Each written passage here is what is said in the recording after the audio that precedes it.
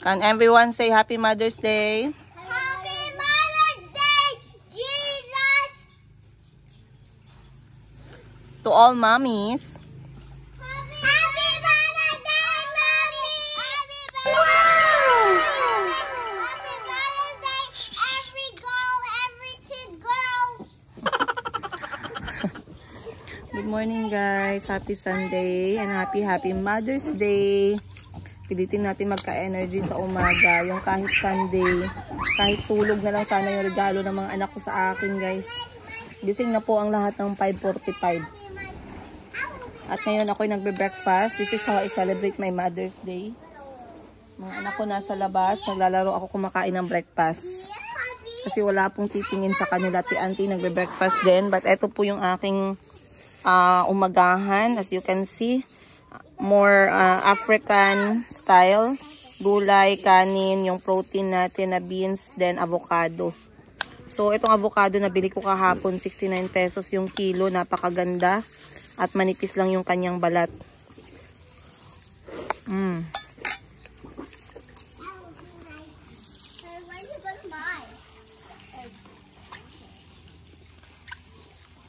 Dati nung bago pa lang kami sa Africa, parang na-weirduhan ako na yung avocado ginagawang side dish. Pero habang tumagal, masarap pala. Lalo na kapag side dish mo siya dun sa mga salsa, mga afritada, caldereta, ganun, beef steak, masarap.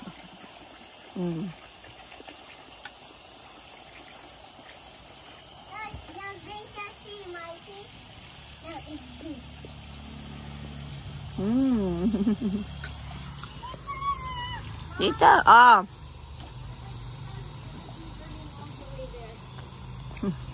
may aso nak, dala ka ng stick. Dog.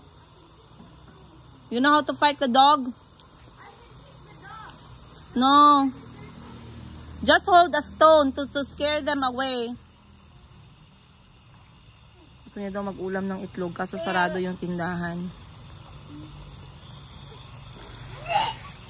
Dirty yan. I'm gonna show you. Kobe, X out of 10.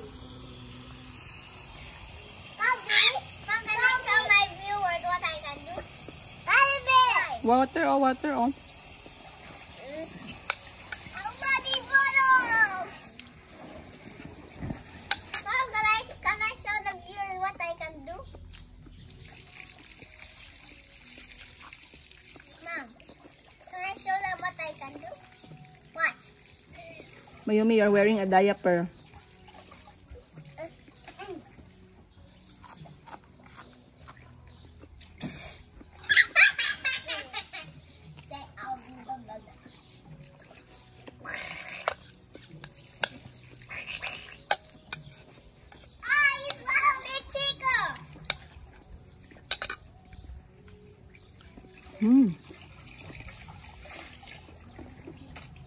How would I forget about Mother's Day?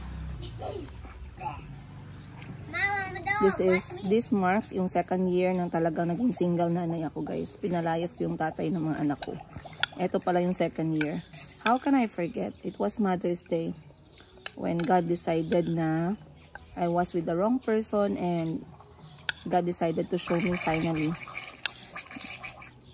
And He told me by showing me those heavy signs, Princess, sayang yung pagod mo, yung sakripisyo mo. Mahalin mo yung mga anak mo. Hindi mo deserve to. That's it! Can I drive the car to there? Walang itlog? The shop. Ha? Both of them are not open. I want to go to the shop and just buy eggs. Just walk there na lang sa shop. All the way there? Yeah. I'm not walking. Can you see how tired I am? Mamaya na lang, mamaya. I will buy more egg mamaya. Now you can eat whatever we have na lang. Sige na. Noodles, what? Mom, I only just want egg. Dili, lagi yan ay, nako. Mom! Mother's Day ba yan ngayon ha? Dapat mama, don't shout on Mother's Day. Mom, after the pool, then we change up. You also change up. Then you go in the car. Then with all of us. Yeah. Then we're going there to the store and we buy egg. Mamaya. O sige. We will buy egg together. No, not Mama. Yeah. After when we're all done swimming in the pool, we go change. I'm never gonna be done. Okay, let's be quiet muna and enjoy the Sunday, okay? Tahimik muna, okay? Hush. Mabuti pa si Mayumi, oh. Mabuti pa si Mayumi, oh. I saw the frog. We put water on the palaka and I saw he moved and Check attendance. Kahil. hop. Kahil, check attendance. Kahil. What do you say when we're checking attendance? Press. Kahil. Kobe. Present. Chico. Listen. Kalbi. Mommy. Kahil. Present. Mayumi. Oh, a birdie. Sayang naman yung diaper mo, Mayumi. Nabasa lang. Oh no, guys. Kailangan natin magtipid, anak. Guys, you'll give me Mikey, then we're gonna make some soup for you. Oh, And I'll make some milk for Mikey. right after Pagod na pagod si Kuya Kahil kakahanap ng itlog. Isarado lahat yung tindahan ngayon kasi bukod sa Mother's Day, Sunday. So wala siyang nabiling itlog. Bumalik siya guys, pawis na pawis. Kobe, stop! Wala na kasing itlog. Mayroon namang ulam. Kasi gusto niya magluto ng itlog. So, okay. Patience muna is virtue ngayon. Ako naman, dito muna tayo sa swimming pool. Dapat pala kung ganito din ang gagawin ko ngayong umaga. Sana hindi na lang ako natulog kagabi, no? Dito na lang din ako nagpahinga hanggang umaga. Parang redundant. Parang paulit. Ano nangyari na to? Ito ba nangyari kagabi? Parang dito din ako galing. Mabuti na lang, hindi pa kami tinatamaan ng init ng araw dito, kaya medyo okay lang. Hindi ko kasi pwedeng iwan si Mayumi kasama yung mga kapatid niya at baka mamaya pag natumba siya, ma-out balance, ay maano siya sa tubig, malunod.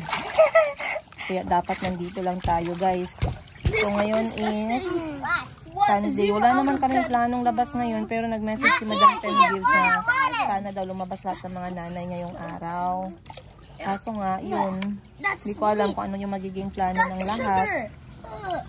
Nabusog ako sa kinain ko. I want you guys to make me a Hindi ko nice nakainom ng gamot sweet pa. drink. Not too sweet. If you make it too sweet, I'm not gonna like it. Hindi natakot si Mayumi guys, oh. Blueberries. Hindi siya takot. Some of these. Nakita nyo? Nakaluhod pa siya sa tubig. I'm gonna put Wow, Mayumi! Wow! of Coca-Cola. Ano? Wag. Marumi yan. 8, 7, 6, Marumi yan. 3, 2, 1. Ang saya-saya. Give me. Naka. Sarap. Is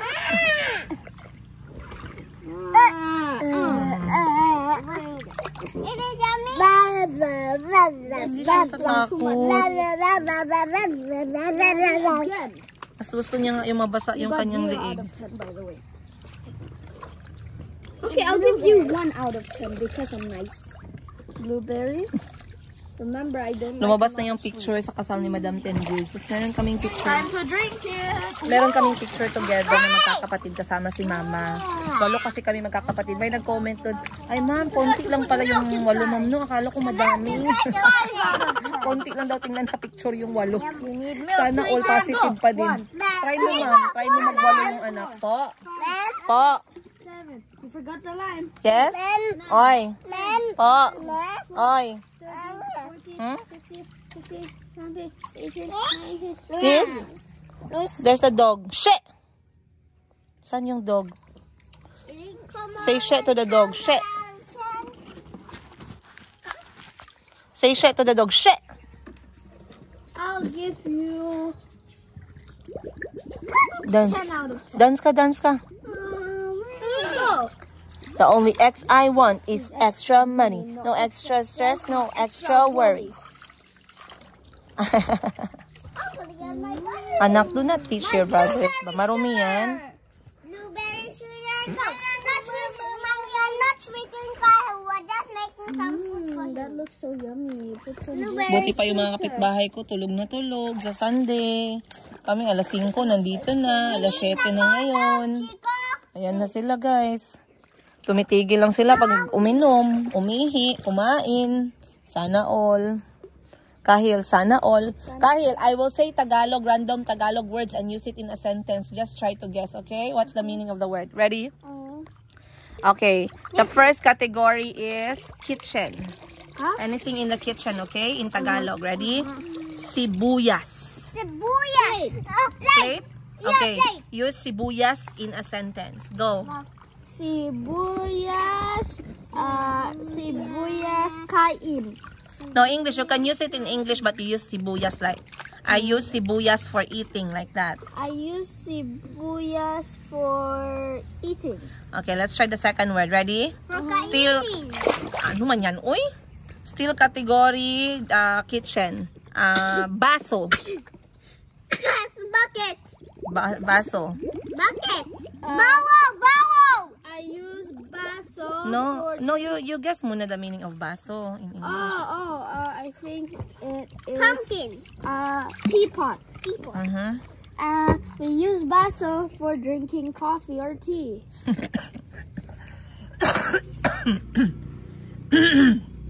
Next category. In the bathroom. Ready? Sabon. Sabon. Try. Maybe you'll get this one Toilet correctly. paper. We use sabon for wiping our bum. How about Calby? Let's try your Tagalog. Ready? Category is school. Okay? School. The word is lapis. Lapis in English is? I use lapis. Lapis is name school. Really? I use lapis to learn and play with my friends. Lapis is pencil, my love. Okay. Did I get any of mine correct? No. Sabon is soap. Baso is glass. Okay, next, Calby. Kotse. Kitchen. Kotse is kitchen? Ala, patay na. Wala, nabagsak sa Tagalog. Kotse is sasakyan. There, oh. Kotse, oh. You get 0 out of 10. Kotse is a car. That means I lose. A few more. Kabilib, dumating ang kapatid ko galing Davao. Wow!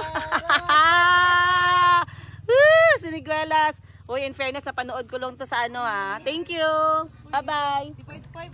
Ha? Wow, you know what's the name of this? Siniguelas. Yes, Calby say Siniguelas. Okay. You are, anong team ka, Hill? Si Calby, Barcelona ka daw. Mom, what is Chelsea? Chelsea, I'm better than everyone because of Chelsea. Why? Barcelona is better than Chelsea. Chelsea is like 5th place. Mom, What is that? What is it? Siniguelas. Siniguelas mango? Like mango. I want mango. Don't throw, give to mama. And I want red. Huh? Red. Red, that's red. I want red too. Me too. Two. I have red. Go get. Oh, there. You can eat the skin, right? It's so good. Go down. It's like grapes. Yes. It's good with salt too. A bit sour. Mom, can you add some salt? Try it without salt. It's like avocado. It's so sour. Ew. Hmm? Ew, take good. I'm gonna add some water. There we go, nice and yummy. It's not ready for that.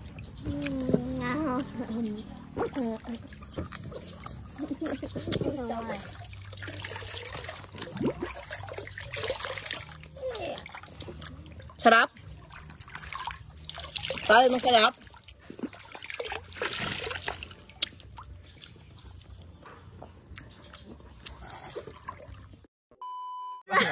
Mother, if we compare. There should be an effort, my love. I know. Is that how much you love me only? Copying from a movie? Love you and mommy. Am I not the most important person in your life? You are. Then, You don't follow me.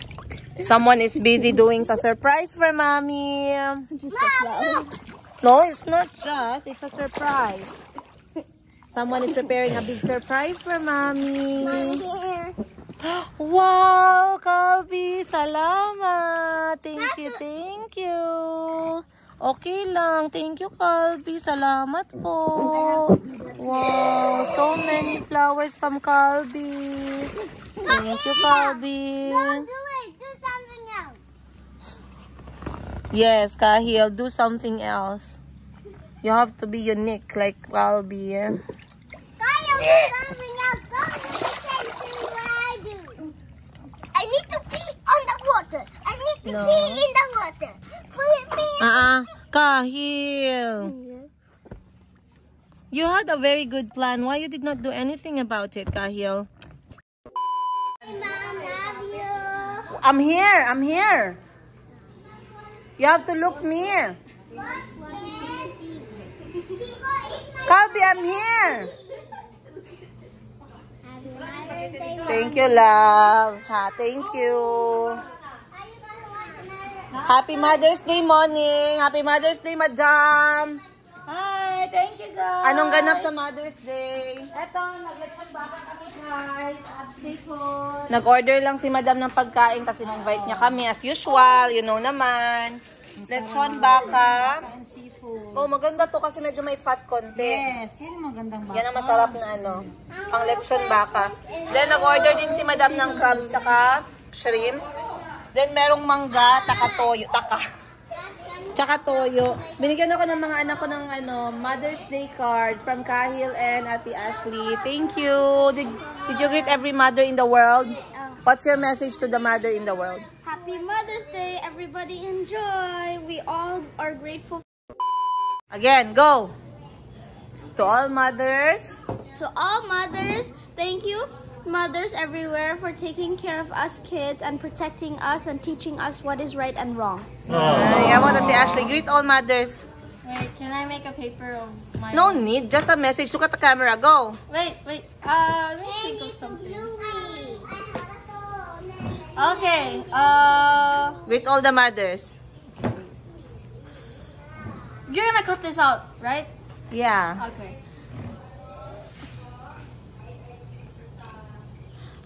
Okay. Okay, so in this world, a lot of you mothers, and in this day, I wish you Happy Mother's Day, because we all kids are grateful that you have cherished us with gifts, love, education, and love. Wow. Thank you, Ate Ashley. Oh, and Happy Mother's Day to Chris's mom, by the way. Special shout out. Yeah, That's a special shout out. Excuse me? Alright. So, inaantay lang namin si Mama kasi napaka-gloomy ng araw na to, guys, dahil maulan-ulan. But today is Mother's Day. And of course, hindi pa huli ang ating pamilya. We try to celebrate the best way we could by coming together. Hindi sumama si Auntie, guys. Si Auntie po ay mas gusto ang katahimikan sa bahay. Kaya sabi niya, doon na lang daw siya muna. Madali lang din naman kami. Kami ay magkikita lang magkakapatid and then we are going to go back home. Kasi bukas is election day. Mama's gonna come to our house and swim in the pool with us. Really? Dali dito kakain ka, dali. Ano ka? Dahil Mother's Day, nanay ka. Wala kasi si Tita Aiko, guys, umuwi dahil nagboto for election. So si nanay ay hands-on ngayon. Busy na siya, agang-aga, nagluto daw siya ng breakfast. Anong niluto mo? Pagod ako, guys. Itlog lang niluto ko. Pati ang sabaw itlog din. Egg soup. Egg soup na lang para madali. Na may malunggay. Good morning, guys. Ayan na, a day after Mother's Day. May nagbago ba? Parang wala naman. Parang ganun pa rin naman. Yesterday was okay, fine. I got some time yesterday to cool down and to calm down dahil dinala ng kapatid ko yung mga anak ko. So I was able to rest and watch my favorite Netflix show kasama si Mayumi. But the time was quite fast, you guys. And before I knew it, it was already time na puntahan namin si Madam Ted Gibbs for dinner. So we had a very simple dinner and nanood kami ng Jessica Soho, guys. But on the last episode na in-upload ko, sobrang dami ng mga nag-comment. And I wanted to shout them out. I wanted to shout out yung mga comment at yung mga question kasi na-intriga ako, guys, eh. Ang daming nakarelate dun sa last natin na episode, which is yung respeto para kay Auntie Christine. So natuwa ako dahil marami yung mga nagbigay ng kanilang piece of thoughts regarding the hinanain ko as magulang. Ayun. So basahin ko yung mga comment. And of course, syempre, in line with Mother's Day, no? Para naman magkaroon tayo ng chance na mabasa itong mga comment ng ibang viewers natin. And also, para masagot ko ng direkta yung mga tanong ninyo. So, wala po tayong script. Hindi po ako nag-script sa buong buhay ko sa vlogging. Nagdadalawang taon na ako nag-vlog. And I never prepare any kind of script. I speak what I have in my head, what I have in my heart. And automatic po ako nag-reply sa mga comments. So, babasahin lang natin one by one. And then, yeah. So, dito tayo magsimula sa unang comment. May nagsabi dito, sabi ni Ma'am Salve Capian. Sabi niya, yes, I agree. Paano ka magdisiplina sa mga anak mo? Train up a child in the way he should go. And when he is old, he will not depart from it. Maraming salamat po. Hindi naman all the time, guys, no? Nasa, ako ba? Yung parang may oras ako ba para kausapin yung mga anak ko ng ganyan. Knowing how hectic my schedule is and my life is as a single mother. Pero I try my best. Then sabi ni Ma'am Analu De Fontorum, Happy Mother's Day, Miss Princess. You are doing a wonderful job for your children. I remember my nanay told me that she disciplines us because she loves us very much. Kahil, Calvi, Chico, and Mayumi will surely be good human beings. You deserve all the good things in this world. And I can relate with Seinfeld. God bless your heart, Miss Princess. You are an awesome mom. Maraming salamat, Ma'am Analu. Ngayon, no, meron tayong mga araw na feeling natin we are doing bad as a mother. Pero kahit isang positive lang na word and encouraging word from other mothers out there can really lift us up, you guys. So maraming salamat sa lahat ng mga thoughtful messages ninyo. Ayun. Next, sabi ni Ma'am Salve Capian ulit. Truly, I love the vlogs of Princess. Vocal siya about sa buhay niya. Meron ka rin mapupulot na lessons. And that's the reason why I continue vlogging, you guys. Kasi hindi man perfecto yung buhay ko. Gusto kong i-share sa inyo kasi hindi naman kayo nag-iisa. Some people don't want to talk about it and they prefer na ma-depress, ma-anxiety, mabuang. Kasi they always feel that people are judging them or people are going to judge them. So they have a lot of things in their heart, in their head. Marami silang prinsipyo, marami silang belief na hindi nila kayang pag-usapan, hindi nila kayang sabihin, hindi nila ma-vocal kasi nga natatakot sila na merong judgment. Meron naman talagang judgment, kahit gano'n ka pa ka-perfect, may judgment pa rin talaga. So bahala na yung mag-judge dyan, mapagod na kayo kaka-judge, wala tayong pakialam dyan, guys. Next dito sabi ni Ma'am Ana Sindak, TY po sa pagpapahalaga mo at pangangalaga ni Auntie sa mga kids kasi siya ang nasa bahay kasama ng mga bata at si Auntie mukhang mabait naman sa mga bata. Happy Mother's Day po. Maraming salamat. Happy Mother's Day din pala sa lahat sa inyo na nanonood, sa mga nanay dyan, sa mga tatay. Paano na lang kung iba mag-alaga sa mga anak mo? Ikaw laging wala sa bahay. Mahirap maghanap ng kasambahay na honest sa trabaho, lalo na sa pag-aalaga sa mga bata. Una, dapat pagsabihan mo kung anong gagawin pag sila lang. Dapat, Princess, may CCTV ka sa loob ng bahay mo at sa labas para makita mo, CP, anong ginagawa ng mga anak mo at sa nagbabantay sa kanila sakaling uuwi na si Auntie Christine sa Africa. Ma'am MD Kasev, meron po tayong CCTV, ma'am. Huwag po kayong mag-alala. Isa po yan sa security measures natin, hindi lang sa negosyo. Kung may CCTV yung negosyo natin, how much more sa loob ng bahay. So, meron po talaga yan. And also, I do believe my children. Kapag yung mga anak ko nagsasalita at nagsasabi, talagang pagkatapos niyan, I do observe. So, don't worry so much. I know mahirap talaga, lalo na sa part natin ng mga magulang, na talagang i-ensure natin yung safety ng mga anak natin, lalo na tayo ay working parents. And believe me when I tell you guys, it's very hard. Pero sa akin kasi, isa sa natutunan ko at this point in my life is dapat willing ka sa mga willing at hindi ka man ready, pero dapat ma-foresee mo na meron talagang changes sa buhay. Hindi lang yan sa negosyo, hindi lang sa pamilya, sa lahat. Sa lahat na nangyayari sa buhay mo, pwedeng okay ngayon, bukas hindi pwede. Pwedeng meron kang sandalan ngayon, bukas wala kang sandalan. Pwedeng married ka ngayon, bukas hindi ka na married. So, you should not be surprised, no? At this point in my life, hindi na ako nasusurpresa, guys, kung merong pagbabago sa buhay ko. For example, nag-resign yung isang staff natin. Okay, I will listen to you. Bakit ka mag-resign? Then I will move on. Kasi you cannot stop the change from happening. You can never stop change from happening. And you can only control your reaction but not other people's reaction. So always try to put that, to set your mind na ganun talaga. Meron talagang mga changes. So if ever naaalis si Auntie Christine at hindi na siya babalik, there's a big possibility na mangyayari yan. Okay? I'm not going to say na I'm ready for that, but I will try to handle that the best way I could. Okay? So yeah, that's what I'm going to tell you guys. Next kay Ma'am Jean, sabi niya, okay ka Ma'am Princess, ang ibang parent ini-spoiled ang anak nila, mas pinapaniwalaan kaysa sa nag-aalaga. Hindi alam na may attitude yung anak kahit nagsisinungaling dahil mababa ang tingin sa helper, ibang magulang ganyan. I saw those kind of parents, by the way, you guys. Nakita ko yung ganong klaseng mga magulang, no? May mga magulang din talaga na kung anong sinumbong ng anak, automatically, close na yung utak nila, close na yung tenga nila, matik yung anak agad yung paniniwalaan. Okay? Meron mga ganyang magulang. May kilala akong ganyang mga magulang. Pero, sometimes we just have to know, kasi hindi naman natin sila pwedeng, not unless we are very close to them, pwede natin silang advisean. Pero, I don't want to comment and judge on how other parents, do their thing. I can only speak about how I do my thing. So, para sa akin kasi, Auntie has been with us for like 6 years na. Kasi magsi 6 years old na si Calby eh. Nandyan si Auntie nung buntis ako kay Calby.